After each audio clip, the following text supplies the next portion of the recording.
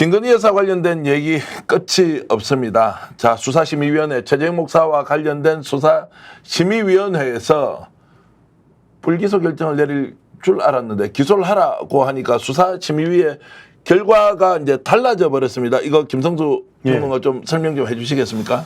예, 지금 이제 수사심의위원회가 두 차례가 같은 사건을 놓고 벌어진 거예요. 우선 첫 번째는 김건희 여사가 그 황제 접견이죠, 사실.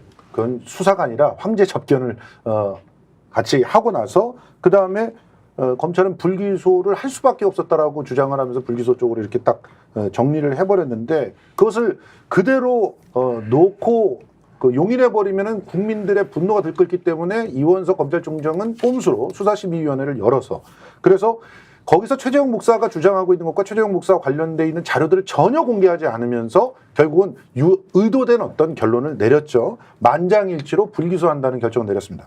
근데 이걸 최재형 목사가 내 자료는 단 한 번도 보지도 않았다. 그러니까 나에 대한 지금 혐의, 세 가지 혐의가 있는데 그중에 첫 번째가 그 디올백을 주면서 이제 청탁금지법을 위반했느냐. 그다음에 두 번째가 김건희 등의 명예를 훼손했느냐. 그다음에 이 코바나 컨텐츠의 주거침입을 했느냐. 이 세 가지에 대해서 이제 수사심의위원회가 소집이 된 것이고 거기에서 자신이 할 수 있는 모든 자료를 다 낸 거죠. 그리고 그 자료를 보니까 차마 이 수심위 의원들이 아무리 자기가 좀 누구의 편을 들어주고 싶다고 한다래도 이 부분을 청탁이 없었다고 말할 수는 없는 상황이 돼버린 거예요. 그래서 8대7로 청탁금지법은 위반이고 그래서 최재형 목사를 기소해야 된다라고 하는 권고가 나와버렸죠. 문제는 청탁금지법을 위반을 뇌물 준 사람만 합니까? 받은 사람도 금지법이 위반이 되는 것이기 때문에 이 부분을 전부 불기소 처리하는 해프닝을 벌이지 않고는 그리고 그렇게 한 다음에 쏟아지는 문매와 욕을 듣지 않고는 이 문제를 해결해 줄 수 없는 상황이 되어버린 거죠. 조금 전에 MBC 뉴스데스크에서 최재형 목사가 최초로 공개한 영상이 짧게 나왔는데요. 그 영상 뭔지 잠깐 보고 계속 이야기 이어가겠습니다. 최재형 목사 측이 수사심의위에서 새로 공개한 영상입니다. 김건희 여사에게 디올백을 건넨 날 방문 며칠 전에 부탁한 대통령 시계를 받았다며 청탁이 이루어진 증거라고 주장했습니다. 아유, 이거 추석 선물. 형님 좀 꼭 갖다 드렸어요. 우리 대통령 시계. 아이고. 아니 제가 형님께 너무 감사하다고. 언제 한번 자, 저 내용이 뭐냐면 주거침입을 했는데 대통령실에 선물을 줬어요. 노영희 변호사. 저 이걸 보고 수사심의위원들이 어떻게 판단을 하겠습니까? 웃지 말고 설명 좀 해보세요. 아니 남의 주거 침입했다는 죄가 성립이 되려면 법을 위반할 목적으로 실질적으로 그 상대방이 원하지 않는 그 주거에 들어가야지 되는 거거든요. 그 침입을 해야 되는 거거든요. 근데 저렇게 편안하게 앉아가지고 내가 당신 형님한테 고마워서 시계 줄게 이러면서 주는데 그걸 어떻게 주거 침입이라고 봅니까? 그러니까 일단 주거 침입이라고 하는 혐의 자체가 말이 안 되는 거였고 첫 번째로는 그다음에 두 번째로 이번에 그 수사심의위원회에서 8대7로 기소 권고가 나온 상황 같은 경우에는 부정청탁금지법에 대해서 검찰 측에서 그랬대요. 직무 관련성이 없는데 무슨 부정청탁이냐 이러면서 막 화를 냈다는 거예요. 그러니까 최재형 목사 측이 10분 동안 녹음 그렇죠. 테이프를 틀었대요. 자기가 검찰에서 수사받을 때 검사가 유도 질문하면서 계속해서 이거는 부정한 청탁이나 직무 관련성이 없지 않냐 막 이런 얘기 하는 거죠. 청탁 아니죠? 오히려 그렇게 변호사처럼 좀 했었어요. 네, 그렇게 했어요. 검찰들이. 그래서 이렇게 봐라. 내가 이런 식으로 수사를 이렇게 잘못 받았다. 이렇게 유도신문을 당했다. 이제 이런 용어로 이제 하니까 오히려 거기 나와 있던 그 외부 의원들이죠. 이 수사심의위원회 위원들이 전부 다 너무 놀래가지고 정말 그 10분 동안 그 얘기를 너무 몰입해서 잘 들었다라는 거예요. 그리고 더 중요한 거는 실질적으로 부정청탁금지법의 법 취지는요. 뇌물죄 같은 거가 너무 입증하기가 어렵고 너무 힘들기 때문에 직무 관련성이나 대가성 이런 거 없이도 일정 금액 이상의 물건이나 뭐 금품 같은 걸 받게 되면 거기에 대해서 그냥 하지 말아라. 그거는 처벌받을 수 있는 대상이다. 이걸 하려고 만든 게 부정청탁금지법이었거든요. 그렇죠. 그래서 그 취지를 최재형 목사 측에서 설명했다는 거예요. 검사에게. 검사는 아니다. 이거는 직무 관련성이 있어야 된다. 이렇게 주장하는데 최재형 목사 측의 변호인이 아니에요. 우리는 그 법이 아니에요. 이렇게 말했다는 거죠. 제가 이 법을 만들 때 국회에서 제가 많이 왔다 갔다 하면서 실제 이 법이 어떻게 만들어졌는지를 다 알아요. 그때 정말 우리가 한 얘기가 그거였어요. 뇌물죄를 처벌하기 너무 어려우니 공직자들이 이렇게 정말 작은 선물이라도 받지 못하도록 일정 금액 이상으로는 못하게끔 직무관리세 이런 거 따지지 말아라, 대가성 따지지 말아라 해서 만든 게 이거였거든요. 근데 완전히 주객이 전도된 거예요. 최재형 목사가 굉장히 준비를 많이 하고 수심위에서 아예 정말로 기소를 하라고 결론 내도록 자료까지 줬다는 그렇죠. 겁니다. 예, 그렇죠. 예. 아니 그리고 저는 나를 기소하라라고 얘기하신 분을 고 노회찬 의원님 상상 S파일 떡강검사 명단 공개하고 나서 전 최재형 목사님 두 번째로 왔습니다. 예. 본인이 다 인정했잖아요. 이거 지금 이거 청탁한 건 맞다라고 했는데 도리어 아까 말씀하셨듯이 이거 청탁 아니죠? 아니 세상에 범죄자를 잡으라는 대한민국 검사가 내가 이거 줬다라고 얘기하는데 이거 청탁 아니죠? 이거는 완전히 말도 안 되는 일이 벌어졌어요. 근데 검찰에서 기소를 할 때는 이 정도 내용도 모르고 그냥 이거 주거침입죄야라고 그냥 기소를 했다는 것은 수사를 제대로 안 했거나 아니면 저런 증거가 있는데도 무시했거나 둘 중에 하나 아닙니까? 실제로 최재형 목사는 주거 침입이 아닌 결정적인 이유 중에 하나로 자기가 선물을 받았다는 얘기를 했어요. 네. 그런데 보도하는 언론들도 그 얘기는 싹 지워버리고 보도를 많이 했고요. 그리고 검찰도 그거는 아예 조서에서 싹 지워버렸을 가능성이 너무 높습니다. 근데 검사들 정말 이상하죠? 이상해요. 이건 이상하잖아요. 조작이에요, 조작. 아니 죄 없는 사람은 잡아 넣으려고 네. 온갖 압수수색을 다 하면서 죄가 된다는 것은 아니야 너 죄 안 지었는데 왜 덮어 쓰려고 해. 자, 이렇게. 전직 검사를 비롯해서 수사심의위원이 15명인데 이 영상, 짧은 영상 하나 딱 보고 15대 0이 나왔어요. 15대 0. 여기에는 입이 그쵸. 그냥 예. 뭐 할 말이 없는 거예요. 이 영상을 딱 보고는 선물을 받아갖고 왔는데. 자, 어떻게 그래서 그렇지? 오늘 MBC에서 최초로 공개한 그 영상 다시 한 번 더 보면서 저희들이 이어서 왜 이 영상을 공개하게 됐는지 스픽스가 최재형 목사께 직접 얘기 들었던 내용 그 뒤에 보여드리겠습니다. 일단 MBC 영상 한 번만 더 보겠습니다. 최재형 목사 측이 수사심의위에서 새로 공개한 영상입니다. 김건희 여사에게 디올백을 건넨 날 방문 며칠 전에 부탁한 대통령 시계를 받았다며 청탁이 이루어진 증거라고 주장했습니다.